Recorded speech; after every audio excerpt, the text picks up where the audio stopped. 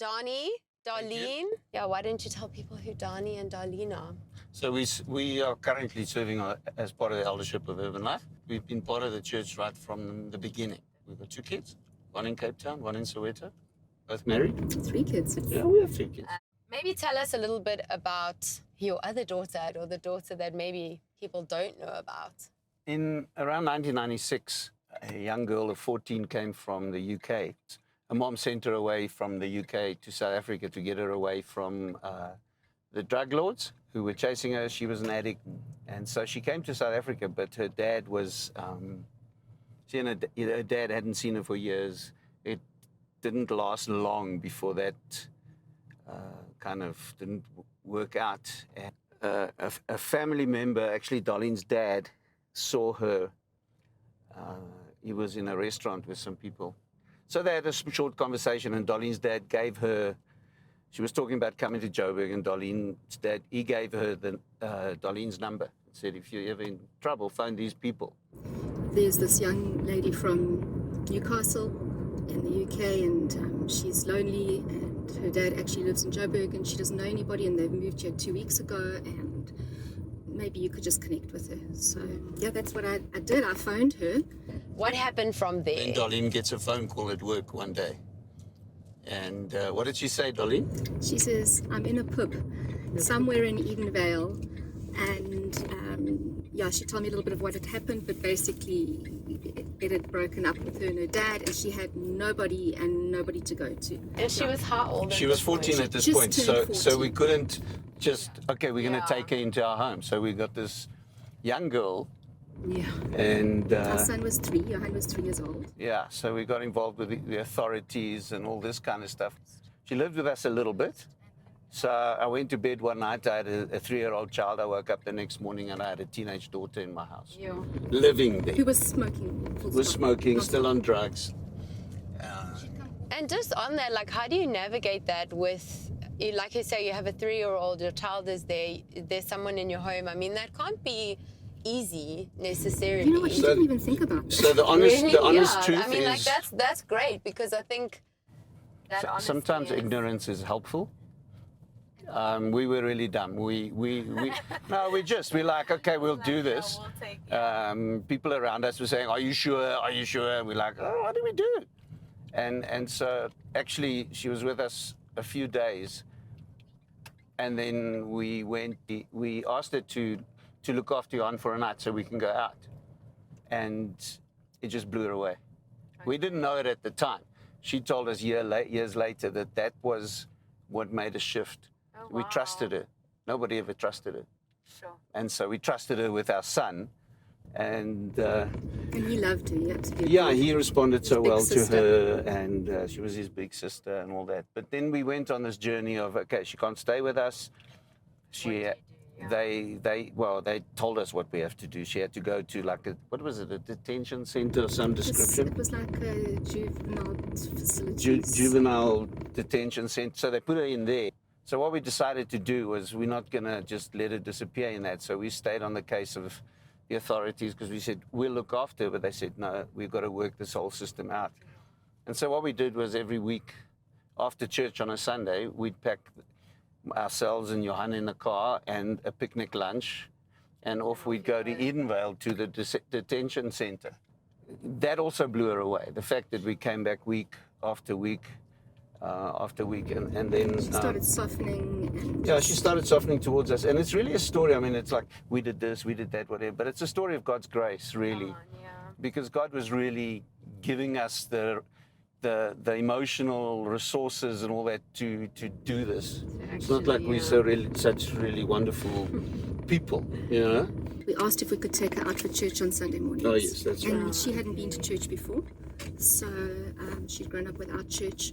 So eventually they don't allow people out of that place, but we built up a reputation with them, so then they said okay. And so we went and we fetched her in the mornings before church, drove through, and the first Sunday was it was just so delightful, it was amazing. Johan was proud of his big sister. She had her little brother, and so she just kind of like pointed to me, I'm going for a smoke, and I said okay. And then I thought, gee, I wonder where she is. She's been gone long, so I went looking for her, and somebody pointed to the mother's room, and she was sitting in the mother's room chatting with the moms, having a ciggy, and it was amazing. And in that time, over the next while, we landed up giving her life to Jesus. Sure. And it was just a remarkable, amazing thing. Yeah, and then she was placed in our care, and in the meantime, she'd come off drugs.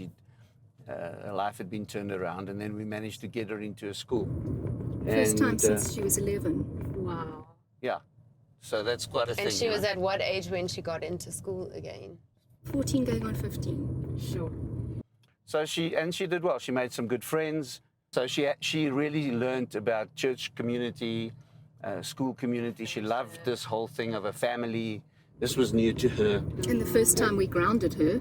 And then, like, well, that's quite an interesting thing, because then we started this thing of, okay, so we got to create some boundaries and whatever. She wanted to go out with her friends.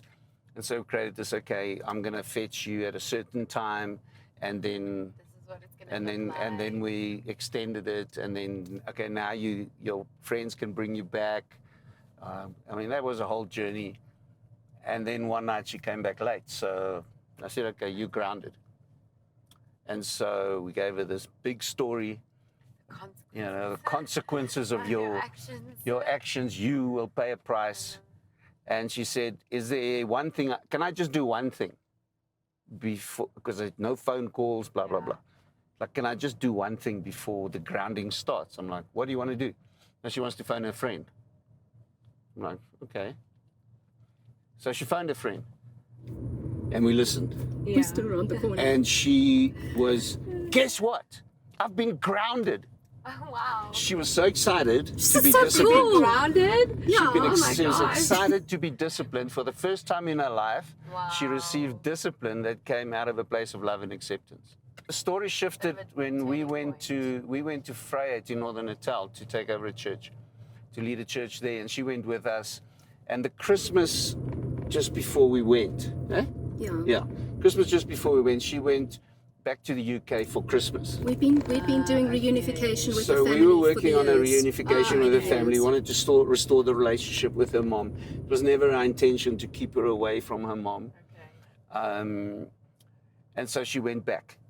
And Christmas was amazing. Everybody was happy to see her. Everything was exciting.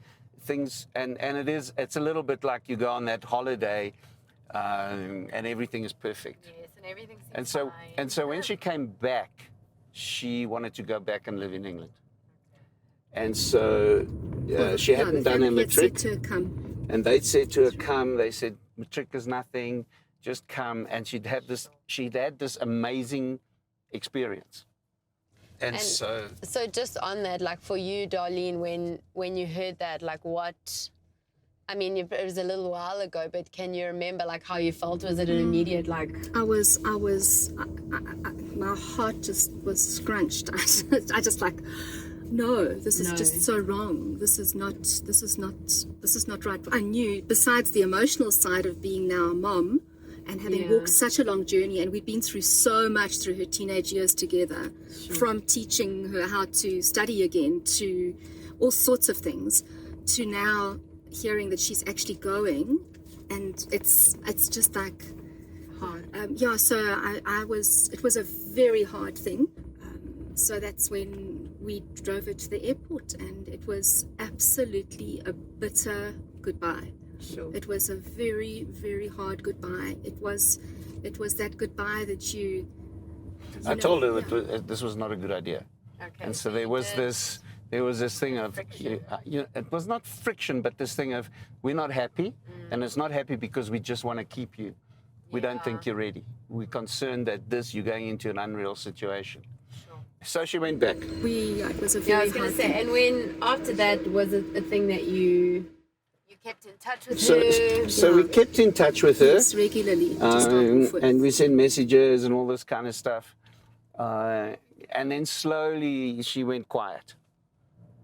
She just disappeared. So for many years we wondered what had happened to her, what's going on, what can we do? And then a crucial moment was in 2021, there was a wedding. And the wedding was the bride was one of her friends from school. Okay. And so we went to this wedding, and at the wedding, this girl says to us, "Your daughter has emailed me, Sure. and she wants to know if you guys are still open to be in touch with her. Wow. And you want to see Darleen kind of emotionally." I can imagine. Just And so we were so excited. We were like, this is the answer to prayer. It didn't come when we hoped the answer would come. Yeah. And so we started, she gave us an email address and we emailed. Amazing. And now I think it's time for us to take a short coffee break. So let's go get some coffee.